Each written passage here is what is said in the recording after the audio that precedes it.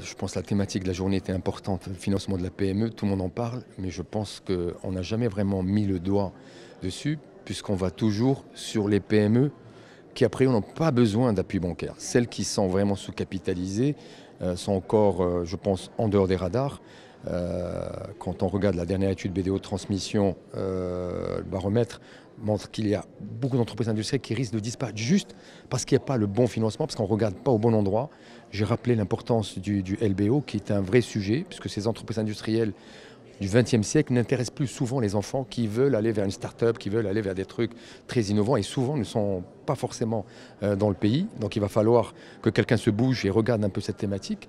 Je pense qu'il y a aussi un enjeu important sur les PPP, puisqu'on pense toujours aux concessions, l'infrastructure, mais avec la région avancée, il y a d'énormes projets. C'est l'école, c'est le dispensaire, c'est un centre communautaire. Tout ça peut être géré parce que c'est des besoins, on va dire, collectifs, mais qu'on peut donner au privé de façon intelligente et qui ne coûtent pas très cher. Donc je pense qu'il faut sortir un peu de ce schéma PPP égale grande entreprise.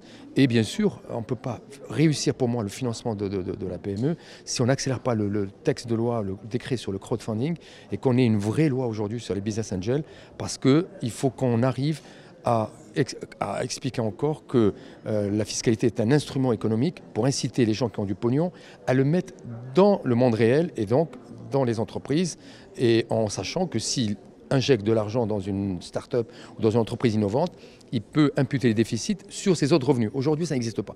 Donc je pense qu'il faut rappeler que pas d'intérêt, pas d'action, et que nos entrepreneurs existent, mais personne ne s'en occupe. C'est ça, je pense que c'est toujours plus sexy de dire j'ai le patron d'une entreprise du CAC 40 à côté que d'avoir une entreprise qui représente 2-3 salariés, mais qui en réalité derrière représente 98% du tissu. C'est ce double regard qu'on n'arrive pas, et j'espère que des institutions comme la BEI auront la bonne influence. Parce que ce que je leur dis, vous, votre responsabilité, quand on a vu qu'ils mutualisent la donnée, c'est de dire ce que localement on ne peut pas dire.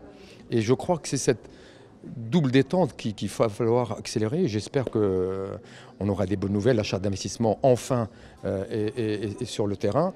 Si tout ça se met en place, je pense, et je reviens à ce que je disais, le Small Business Act, on ne peut pas aujourd'hui monter une charte et oublier qu'il faut tout un dispositif spécifique pour la PME. Donc je prie que ça aussi, ce Small Business Act sorte rapidement de terre. Sur le monde rural, moi je reste convaincu qu'il va falloir qu'on crée aussi du lien entre les grandes exploitations et les petites, parce que 90% ou la grande majorité sont des petites exploitations. Comment on peut leur faire aussi ce que j'appelle la prise en main pour les amener à intégrer le développement durable. Comment, on a vu avec aujourd'hui de l'intelligence artificielle, avec tout ce qui est innovant, on peut amener ces petits entrepreneurs à intégrer du développement durable, non pas pour se faire plaisir, mais pour accéder à de nouveaux marchés à plus forte valeur ajoutée.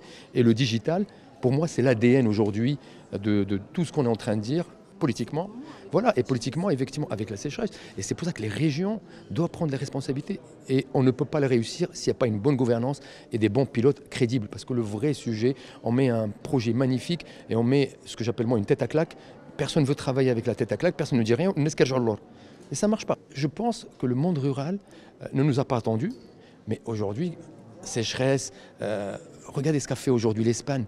Dans le monde rural, tout le monde fait du tourisme aujourd'hui vert, entre guillemets. On peut les accompagner à aménager une pièce, à vivre, ne plus attendre la sécheresse. Il faut diversifier nos revenus et dire, on l'oublie, on est la première destination touristique en Afrique. Donc il y a des idées, c'est juste maintenant les déployer sur le terrain et qu'on arrête de penser que aujourd'hui, le monde rural ne rime pas avec le monde agricole. On peut faire autre chose. Les enfants n'ont peut-être pas forcément de reprendre. Mais si on lui dit tu vas monter une petite start-up qui va mutualiser les petites exploitations pour distribuer, y a du génie dans le monde rural et on doit juste leur permettre de dire tu peux tout faire en restant chez toi.